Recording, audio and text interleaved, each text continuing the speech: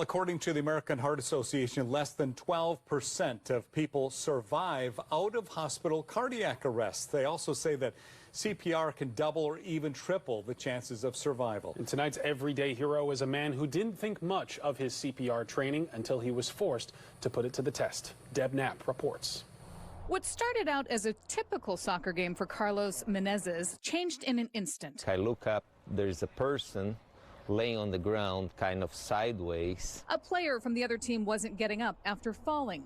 Carlos checked to see if he was okay. When I looked at his face, I could tell right then that he wasn't doing well. The player was in cardiac arrest. Carlos acted fast. I just did what I thought I was right to do. Lucky for the fallen player, Carlos has roughly 30 years of regular CPR training. Thanks to that training, along with the defibrillator and a couple of other helping hands, the player was breathing and talking before the ambulance arrived. I think it was a blessing that we had the defibrillator with us there, because I think that's what really did it. Carlos is a teacher and coach for track and cross country at Woodburn High School, so he gets regular CPR training every 2 years. Fellow teacher and coach Craig Christoph hopes this story will help others learn CPR. When you take the training, you're listening to it, and you hope you never have to use it. But you know, I know I've heard stories from people, and I know that a lot of people will pay attention a lot more when they take those classes around here, knowing the experience that Carlos had and went through. And just this week, Carlos renewed his CPR certification. He said he paid extra attention this time. If you have the opportunity to take a CPR class, I think it's something that everybody should do. I think we take for granted the fact that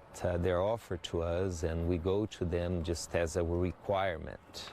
But I think now more so that they're very important, and we can save lives. And I feel blessed that I was there, and I feel blessed that I knew what to do. Great story there. Katu was able to get in touch with the survivor this week, and he is recovering. Before talking to Katu, the survivor had no idea who saved his life with CPR that day. He tried to find out, but could not.